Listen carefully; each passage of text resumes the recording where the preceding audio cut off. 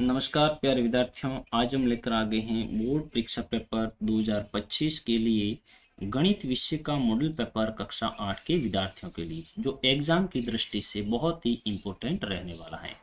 तो आज के इस मॉडल पेपर का दोस्तों पहला क्वेश्चन है कि 2/3 इंटू खाली जगह बराबर 1। 2/3 को किससे गुणा करें कि आंसर 1 प्राप्त हो जाए। तो किसी भी संख्या के यदि हमें आंसर 1 प्राप्त करना है गुणा करके, तो उसके व्युत्क्रम से हम गुणा करते हैं। तो 2/3 का व्युत्क्रम होता है 3/2। ऑप्शन नंबर स इज द राइट आंसर। दूसरा क्वेश्चन है कि समीकरण x माइनस 4 बराबर 5 का हल है। तो x का मान ज्ञात करना है, तो x को तो यहीं पर छोड़ दो। बराबर में आपके कितने 5 हैं। ये माइनस का 4 जब पक्षांतरण करेगा तो प्लस में कन्वर्ट हो जाएगा, तो प्लस का 4 हो जाएगा। तो x इज इक्वल टू 5 + 4 यानी 9। तीसरा सवाल है, चतुर्भुज के सम्मुख बिंदुओं को मिलाने वाली रेखा को कहते हैं जो भुजा न हो। तो चतुर्भुज के सम्मुख बिंदुओं को मिलाने वाली रेखा को हम विकर्ण कहते हैं, जो भुजा नहीं होती है। चौथा क्वेश्चन है कि 456 के वर्ग में इकाई का अंक होगा। यदि 456 का आपको वर्ग ज्ञात करना है तो इसका इकाई का अंक क्या प्राप्त होगा। तो इसका इकाई अंक कितना है, 6 है। तो 6 का स्क्वायर करके ही पता कर लो। 6 का स्क्वायर होता है 36। बताइए, इसका इकाई अंक 6 है तो इसका भी इकाई अंक क्या 6। तो 456 का वर्ग यदि आप ज्ञात करोगे तो इकाई अंक आपको 6 प्राप्त होगा। Option number a is the correct answer. पांचवा सवाल है, 343 का घनमूल होगा। आपको घनमूल ज्ञात करना है। तो 343 का घनमूल हो जाएगा हमारा 7। ऑप्शन नंबर कौन सा राइट हो जाएगा, अ ऑप्शन राइट हो जाएगा। दोस्तों, यदि आप इस मॉडल पेपर की पीडीएफ प्राप्त करना चाहते हैं तो आप हमारे टेलीग्राम चैनल को ज्वाइन कर लेना, जिसका लिंक आपको डायरेक्ट इसी वीडियो के डिस्क्रिप्शन बॉक्स में मिल जाएगा। नेक्स्ट 7वां क्वेश्चन है, 3x कोष्टक x + y का गुणनफल होगा। इसका गुणनफल ज्ञात करना है। तो दोस्तों 3x कोष्टक क्या है, x + y। हमें पता है कि कोष्टक के बाहर वाली संख्या कोष्टक के अंदर जितनी भी संख्या उन सभी से क्या करती है, मल्टीप्लाई करती है। तो 3x x से गुणा करेगा तो ये तो हो जाएगा 3⁻2। फिर ये भी प्लस ये भी प्लस यानी प्लस हो जाएगा। 3x y से गुणा करेगा तो ये हो जाएगा 3x y हो जाएगा। तो ये हम देखते हैं कौन सा ऑप्शन राइट होने वाला है। इसमें तो है नहीं, या आगे भी हम देखते हैं तो ये ऑप्शन किसी में नहीं है। तो ऑप्शन हमारा कोई इसमें राइट नहीं था, बट इसका राइट आंसर होता है हमारा 3x + 3x² + 3xy। ठीक है। नेक्स्ट क्वेश्चन है हमारा 7वां, a की घात m इंटू a की घात n। तो दोस्तों जब भी आधार सेम है और घातांक अलग अलग होती है तो घातांक आपस में जुड़ जाती है। तो इसका आंसर हो जाएगा हमारे a की घात m + n। ऑप्शन कौन सा राइट होने वाला है, option number a is the right answer. यदि भाग होता है, आधार समान है और घातांक अलग अलग है तो क्या होता है, माइनस होता है। ठीक है, तो उसके लिए ये राइट होता है। नेक्स्ट 8वां क्वेश्चन है, 50 का 50% होगा। तो दोस्तों प्रतिशत यदि में निकालना है कोई संख्या का तो बहुत ही सिंपल है। जैसे 50 का 50%, तो 50 का मतलब मल्टीप्लाई 50% यानी 50/100। यदि आपको 90% ज्ञात करना होता तो 90/100 लिखते। 25% ज्ञात करना होता तो 25/100 लिखते। ओके, अब देखो 0 से ये 0 कैंसिल कर दिया और इधर 0 से इस 0 को क्या बसा, 5 × 5 यानी 25। ऑप्शन नंबर हमारा अ राइट हो जाएगा। नेक्स्ट 9वां क्वेश्चन है, 2/5। तो हम यहाँ लिख देते हैं 2/5। इसको हल करना है। प्लस माइनस माइनस हो जाएगा कोष्टक के बाहर, कोष्टक के अंदर अलग अलग सिंबल है तो वहाँ माइनस का निशान आता है मल्टीप्लाई करने पर। 4/5 का हो जाएगा 4/5। अब दोनों का हर है वो समान है तो लसअप तो आ जाएगा हमारा 5। अंश सेम टू सेम लिखे जाएंगे, क्योंकि जब भी हर एक जैसे हैं तो अंश भी सेम टू सेम लिखे जाते हैं। तो 2 - 4 इज इक्वल टू 2 में से 4 के पीछे बसे माइनस के 2/5 -2/5 इसका आंसर हो जाएगा।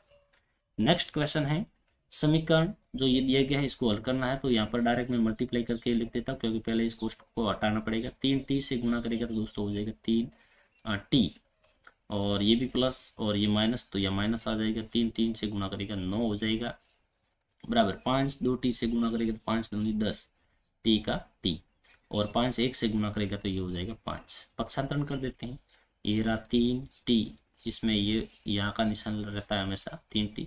10t प्लस के इधर आएंगे तो ये हो जाएंगे माइनस के 10t, और असर राशि को इधर भेज देते हैं। 5 पहले से हैं, माइनस के 9 उधर गए तो प्लस के 9 हो गए। आगे इसको हल करते हैं। 3t - 10t यानी माइनस के 7t है ना, और आगे 5 + 9 यानी 14। हमें किसका मान चाहिए, t का। तो टी को यहीं पर छोड़ दूँ, मैं यहाँ लिख देता हूँ, टी को यहीं पर छोड़ दिया हमने। बराबर में हमारे हैं 14, ये माइनस का 7 टी के साथ मल्टीप्लाई कर रहा था तो ये जाएगा माइनस का भाग में जाएगा, ठीक है ना, मल्टीप्लाई कर रहा था इसलिए भाग में जाएगा। 7 का भाग 14 में जाता है हमारे 2 बार। अंश और हर दोनों में से किसी एक पर माइनस का निशान है तो आंसर माइनस में ही हमें मिलता है, तो आंसर आ गया इसका -2।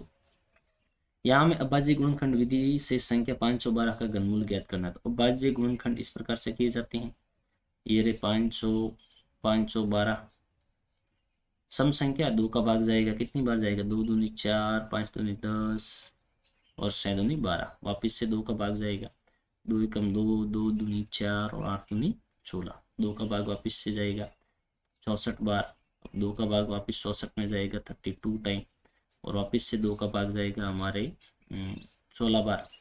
ये 16 मैं यहाँ लिख देता हूँ, 16 के अंदर भाग जाएगा 2 का 8 बार, 2 का भाग वापिस 4 बार, वापिस से 2 का भाग 2 बार, वापिस से 2 का भाग 1 टाइम। जब घनमूल ज्ञात करना तो अभाज्य गुणनखंड करने के बाद में दोस्तों 3-3 के पेयर बनाते हैं, मतलब एक संख्या जब 3 बार आए तो उसको 1 बार लिखना है। यहाँ से हम देखते हैं 2 आए 3 बार तो हमने लिखे 1 बार, मैं यहाँ लिख देता हूँ मल्टीप्लाई, सॉरी 2 लिखना था, ठीक है, 2 कितनी बार आया, 3 बार आए तो ये 1 बार लिखा, वापिस से 1, 2 और 3, वापिस से 2 आया 3 बार, वापिस से हमने लिखा 1 बार, वापिस से 2 आया है 3 बार तो हम लिखेंगे 1 बार, इसको मल्टीप्लाई कर देंगे, 2 दूनी 4, 6 दूनी 8, बताओ 512 का घनमूल कितना है, 8। नेक्स्ट हमारा क्वेश्चन है 15,000 रुपये अंकित मूल्य, कोई वस्तु है उस पर लिखा हुआ मूल्य है 15,000, एक मेज है, ठीक है ना, उसको 14,400 में उपलब्ध है, मतलब उसको खरीदते हैं तो 14,400 रुपये में मिल रही है। तो आपको बट्टा और बट्टा प्रतिशत ज्ञात करना। बट्टा ज्ञात करने के लिए दोस्तों क्या करना, अंकित मूल्य में से आपको विक्रय मूल्य ज्ञात करना है, यानी जितने में वस्तु आप बेच रहे हो या खरीद रहे हो, ठीक है ना। तो 15,000 में से 14,400 घटाएंगे तो आपको बट्टा कितना मिल गया, बट्टा मतलब सूट, ठीक है ना, तो बट्टा हमें मिल गया है 600 रुपये, कितना मिल गया 600। अब बट्टा प्रतिशत ज्ञात करना है, तो बट्टा यदि प्रतिशत में ज्ञात करना है तो इसका सूत्र रहता है, अंश में आपको बट्टा लिखना है, कितना है बट्टा 400 500, और बट्टे में लिखना है आपका अंकित मूल्य और मल्टीप्लाई कर देना 100 से। तो बट्टा तो हमारा कितना है 600 है और अंकित मूल्य है हमारा 15,000 और मल्टीप्लाई हम करेंगे 100 से। 00 से 00 कैंसिल, इधर 0 से 0 कैंसिल, 15 का भाग 60 में हमारे जाता है 4 बार। तो कितना प्रतिशत की छूट है, 4% की छूट है। नेक्स्ट क्वेश्चन की ओर बढ़ते हैं। 13वां क्वेश्चन है कि निम्नलिखित कथनों को पढ़कर सत्य या असत्य को पहचानो। ए की घात m इंटू ए की घात n इज इक्वल टू ए की घात m है। ये तो गलत है, क्योंकि जब भी आधार सेम होते हैं, घातांक अलग अलग होते हैं, तो वो प्लस होती है, ठीक है। पहले हमने इसको कवर किया हुआ है, तो ये पॉइंट इसका असत्य है। नेक्स्ट है -5 का स्क्वायर इज इक्वल टू 25। तो ये बात इसकी राइट है, क्योंकि -5 का स्क्वायर तो -5 दो बार लिखा जाएगा मल्टीप्लाई में, तो माइनस माइनस प्लस हो जाएगा और 5 का स्क्वायर हो जाएगा 25। तो ये बात इसकी है राइट। उसके बाद में है क्वेश्चन 5 + 4 कोष्टक के बाद इसकी घात है 0। तो किसी भी संख्या की घात यदि 0 होती है तो उसकी वैल्यू 1 होती है, तो ये भी बात इसकी क्या है, सत्य है। उसके बाद में हमारा है 4था क्वेश्चन, इसको लघु रूप में लिखना है घातांक के रूप में। तो इसका एक नाम अलग है, वो मुझे अभी याद नहीं आ रहा है, बाद में आपको मुझे याद आएगा तो मैं कमेंट बॉक्स में पिन कर दूंगा, ठीक है ना। तो इसको हमें इस छोटे रूप में लिखना है घातांक के रूप में। तो क्या करेंगे, हमें सिर्फ प्राकृत संख्या को देखना है।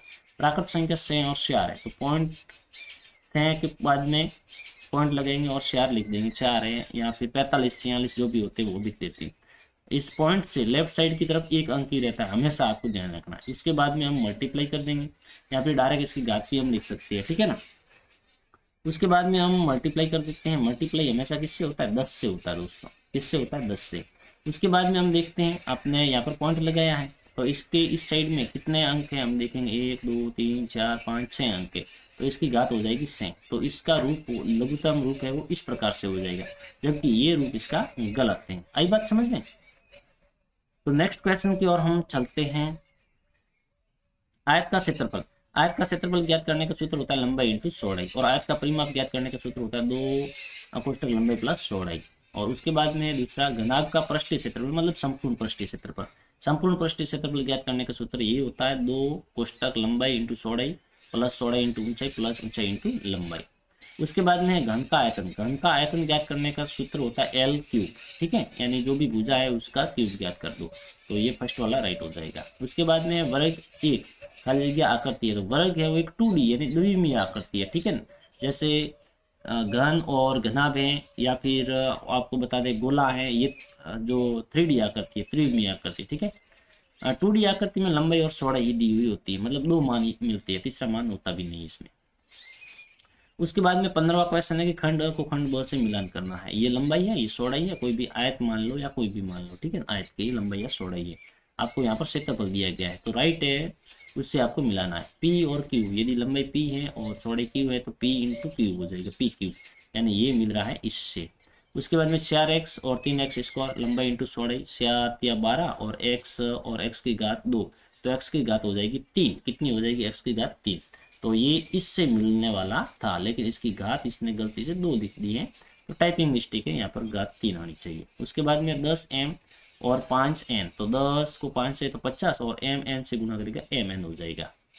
उसके बाद में ये है 2 5 से गुणा करेगा तो ये हो जाएगा 10, एक्स स्क्वायर वाई स्क्वायर से गुणा करेगा तो एक्स स्क्वायर वाई स्क्वायर हो जाएगा, ये मिलान कर दिया जाएगा इनसे। नेक्स्ट हमारा खंड ब है, क्या 2352 एक पूर्ण वर्ग संख्या है, यदि नहीं तो सबसे छोटा गुणज ज्ञात कीजिए जो एक पूर्ण वर्ग संख्या बन जाए। दोस्तों यदि कोई भी संख्या पूर्ण वर्ग संख्या नहीं है तो उसके लिए आपको क्या करना है, पहले तो करना है अभाज्य गुणनखंड, ठीक है, अभाज्य गुणनखंड करना है। उसके बाद में 2-2 के जोड़े बनाने हैं उन गुणनखंड के, यदि 2-2 के जोड़े बनते हैं तो वो पूर्ण वर्ग संख्या है, और 2-2 के जोड़े नहीं बनते तो वो पूर्ण वर्ग संख्या नहीं है।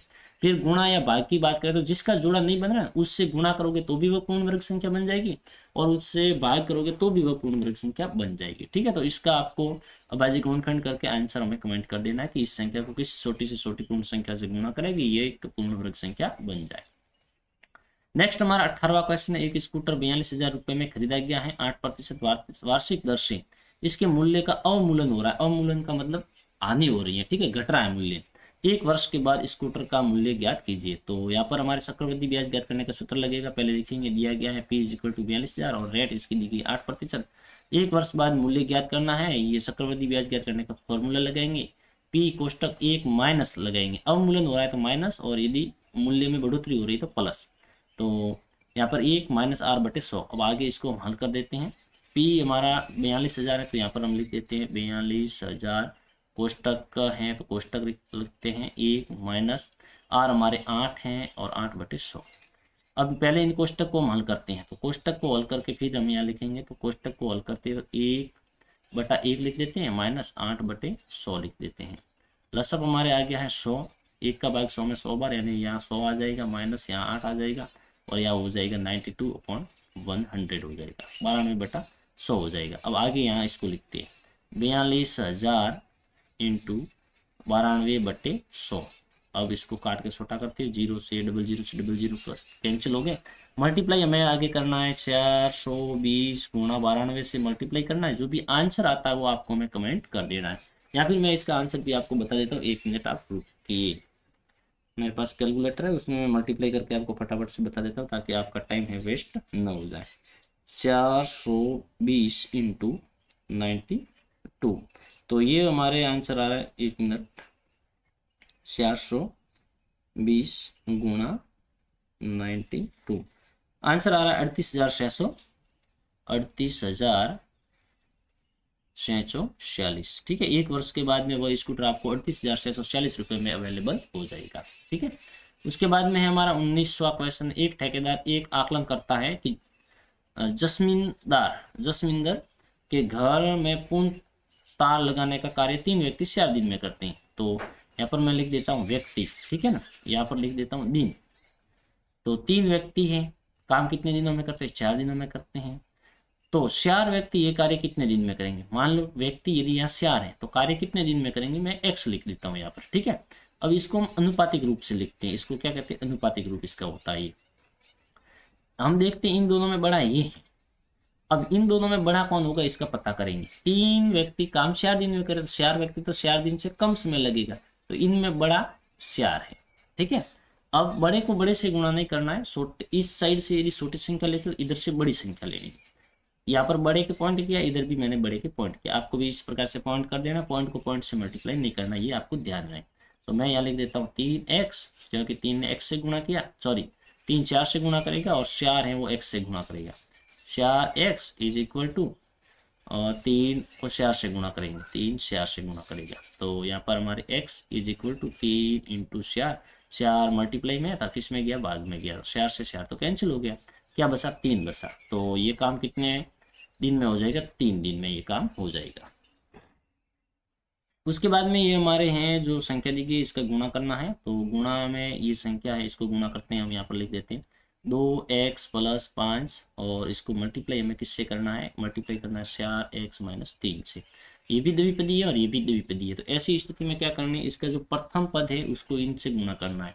तो 2x गुणा करेगा 4x माइनस 3 से, ओके। 2 से 8 से गुणा करेगा, हो जाएगा दोस्तों 8 हो जाएगा। x से गुणा करेगा x स्क्वायर हो जाएगा, प्लस माइनस माइनस हो जाएगा, 2 3 से गुणा करेगा 6 हो जाएगा, ठीक है। ये तो आ गया, इस प्रथम पद ने इससे गुणा किया है। अब सेकंड को मल्टीप्लाई करवाते हैं। तो 5 गुणा करेगा वापिस से 4x माइनस 3 से, 5 चौके ये हो जाएगा हमारा 20x और 5 प्लस माइनस माइनस 5 दिया 15 हो जाएगा। अब इसको हमें क्या करना है, जोड़ देना है। तो इसको इसके नीचे लिख देते हैं। यहाँ पर असर राशि को असर राशि के नीचे लिखेंगे, ये असर राशि के असर राशि के नीचे 20x है भी नहीं तो साइड में लिख देते हैं यहाँ पर 20x। अब इनको हम जोड़ देते हैं। तो ये होता है, इसकी जोड़ होती है हमारी, इधर उधर से किधर से भी करो कोई फर्क नहीं पड़ता। तो ये हो जाएगा 8x स्क्वायर, माइनस का 6 और माइनस का 15 कितना हो गया, माइनस का 21 हो जाता है ना, माइनस का 21 हो गया, प्लस का आ जाएगा हमारे 20x, ठीक है। इसको क्रम बंद करके थोड़ा लिख देना, 8x square plus 20x minus 2, इस प्रकार से आपको लिख देना है। माइनस 21 आ जाएगा यहाँ पर अंत में, ठीक है, 2 नहीं। उसके बाद में एक खोखले बेलन का वक्र पृष्ठीय क्षेत्रफल इस प्रकार से है। तो 4226 वर्ग सेमी है। इससे इसकी ऊंचाई के अनुदिश काट कर 33 सेमी चौड़ाई का एक आयताकार सादर बनाई जाती है। सादर का परिमाप ज्ञात करो। तो मैं इसको आपको फॉर्मूले के रूप में समझा देता हूँ। ये खोखले बेलन का वक्र पृष्ठीय क्षेत्रफल, ठीक है, ये खोखला बेलन है ओनली फॉर, ठीक है। ऊपर की सदर और नीचे की सदर को हटाई गई है। अब इसकी ऊंचाई इसने बताई नहीं है, इसकी ऊंचाई को अनुदिश काट कर, इसकी ऊंचाई इस प्रकार से काट कर 33 सेमी चौड़े, मान लो इसको यहाँ से यदि हम काटे तो ये इस प्रकार से बन जाएगा, काटेंगे और फैलाएंगे तो इस प्रकार से बन जाएगा। तो ये इसकी ऊंचाई ये कितनी होती है, 33 सेमी हो जाती है, 33 सेमी हो जाती है। इस आयताकार सादर बनाई जाती है। इसका परिमाप ज्ञात करना है, जबकि इसका पृष्ठीय क्षेत्रफल, वक्र पृष्ठीय क्षेत्रफल मतलब उस वक्र पृष्ठीय क्षेत्रफल को जब भी काट के इस प्रकार से बनाए तो ये सादर बनी, ये 33 सेमी है। और तो इसका क्षेत्रफल कितना हो जाएगा, इसका क्षेत्रफल तो ये बराबर ही रहेगा ना, 4224 रहेगा। अब यहाँ पर देखो, मान लो ये आपकी ऊंचाई है, ठीक है, यहाँ लंबाई मान लो, लंबाई और चौड़ाई 2 होते हैं आयत के अंदर। तो इसके अंदर हमें क्या करना है कि जब भी ये लंबाई दी हुई है, चौड़ाई ज्ञात करनी है, तो क्षेत्रफल के अंदर लंबाई का भाग दे देते हैं तो चौड़ाई मिलती है, और यदि क्षेत्रफल के अंदर चौड़ाई का भाग देते हैं तो लंबाई मिलती है। तो इस प्रकार से आप लंबाई ज्ञात कर लेना। और उसके बाद में आयत का परिमाप ज्ञात करने का सूत्र आपको पता है, 2 इंटू कोष्टक लंबाई प्लस चौड़ाई। उसके बाद में ये हमारा क्वेश्चन रहेगा 22वां, जिसमें आपको एक किसी शहर में विभिन्न वर्षों में दुर्घटना दी गई है और इसका आपको एक आलेख बनाना होगा। तो वर्ष ये दिए गए 17, 18, 19, 20, 21 और ये घायल लोगों की संख्या दी गई, इसको इस प्रकार से बनाना। तो मैं यहाँ पर आपको समझा देता हूँ, यहाँ पर फॉर्मूले के रूप से। जैसे मान लो यहाँ पर हमने इसको लाइन को खींच दिया है, इस प्रकार से ग्राफ बनेगा। अब ये देखो, ये x होता है, ऊपर वाला x होता है, तो ये x मैं यहाँ लिख देता हूँ, ये वर्ष है तो 2017 यहाँ लिख देता हूँ। ये 2018 रहेगा हमारा, ये 19 रहेगा दोस्तों, ये 20 और ये 21 रहेगा, ऐसा आपको मान लेना। और उसके बाद में यहाँ पर ये हमारा y रहता है। y कौन सा रहेगा, इनमें से ये नीचे वाला y होता है। ये छोटी से छोटी संख्या 12 है और बड़ी से बड़ी संख्या 32 है। मतलब फॉर एग्जाम्पल आप 5 का गैप लोगे तो ये बन जाएगा, ये 5, यहाँ पर 10, 15, ये 20 और यहाँ पर ये हमारा हो जाएगा 25 और उसके बाद में 30 और ऊपर 35 हो जाएगा, इस प्रकार से, ठीक है। ये 2017 में कितना 17 है, तो ये रहा 2017, इसमें 17 कहाँ हो रही है, या 10 हो रही है या 15 हो रही है, ये लगभग 17 यहाँ पर होते हैं। तो यहाँ पर हमारा पॉइंट बनेगा यहाँ पर, ओके। इस प्रकार से आपको कर देना पॉइंट। 20 2018 में, तो ये 2018 और इसमें 20 का हो रहे हैं, यहाँ पर हो रहे हैं, तो यहाँ पर पॉइंट बन जाएगा। उसके बाद में 2019 में 12 है, तो 2019 हमारा ये था, इसमें 12 है, तो यहाँ पर ये 5, ये 10 और यहाँ पर फॉर एग्जाम्पल 12 बनने वाला है।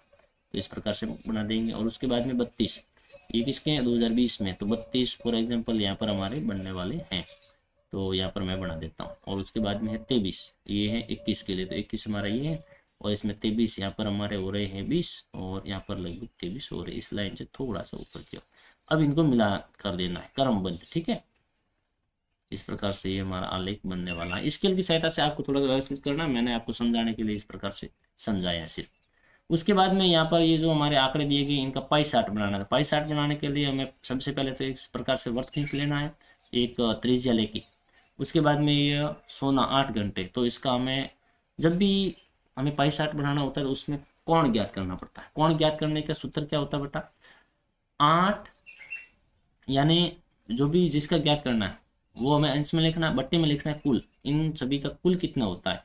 तो ये घंटों की बात हुई तो ये इन सभी का कुल हो रहा है 24, तो 8/24 मल्टीप्लाई करना है 360 से। 360 से क्यों कर रही, क्योंकि हमें कोण ज्ञात करना है। तो ये हो जाएगा हमारे यहाँ बट्टे में कितना 24 था, तो 8 एकम 8 और 8 दिया 24 और 3 का भाग 3 में गया, 1 बार 6 में गया, 2 बार 120 आ रहा है। तो यहाँ पर हमें संदेह की सहायता से 120 डिग्री का कोण बना देंगे। इस प्रकार से 120 डिग्री का कोण बनेगा और ये है हमारा सोना। उसके बाद में हमारे जैसे स्कूल का ज्ञात करना है, स्कूल 6 घंटे, तो 6/24 हो जाएगा और 360, 6 एकम 6 और 6 100 के 24 और 4 का भाग इसमें कितनी बार जाता है, 4 एकम 4, 4 दूनी 8, 4 तिया 12, 4 100 4 9 36 होता है ना। तो यहाँ पर भाग जा रहा है हमारे 9 बार और 1 यानी 0 हो जाएगा, 90 डिग्री का हो जाएगा। ओके, तो यहाँ पर 90 डिग्री का, अब की बार संधि को यहाँ पर रख के मैं 90 डिग्री का कोण बना, तो फॉर एग्जाम्पल यहाँ पर ये बनने वाला होगा, यहाँ पर ये बनेगा, ठीक है, 90 डिग्री का कोण बनेगा। और ये क्या है, स्कूल है, स्कूल। इसी प्रकार से आगे वालों को भी आप ज्ञात कर सकते हो। अब की बार संधा यहाँ रख के आपको कोण बनाना श्यार के लिए, तो ये कोण लगभग 60 डिग्री का बनेगा, ये भी 60 डिग्री का और ये बनेगा 30 डिग्री का। उसके बाद में 24वां है कि आकृति एक बेस्ट दी गई है, इसमें कोण एक्स वाई जेड का मान ज्ञात करना है। इसमें हमारे ये कोण दिया हुआ है 100 डिग्री का, बाकी वाले ये हमें ज्ञात करने हैं, ठीक है। तो यहाँ पर हमें पता है ये हमारा एक्स है, मान लो ये वाई है और ये जेड है।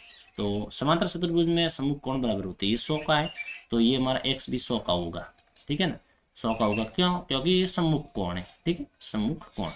और उसके बाद में हमें 200 तो ये हो गए, इन सभी का टोटल हमारे की 360 होता है, 200 माइनस हो गए, पीछे बच गए 160। 160 में ये दोनों ही कोण बराबर है तो 80 के होंगे।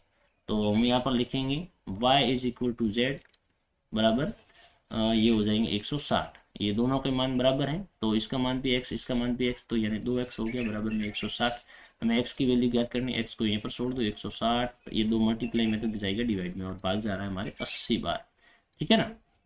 तो ये भी कोण हमारे कितने कितने के आ जाएंगे, 80 के आ जाएंगे।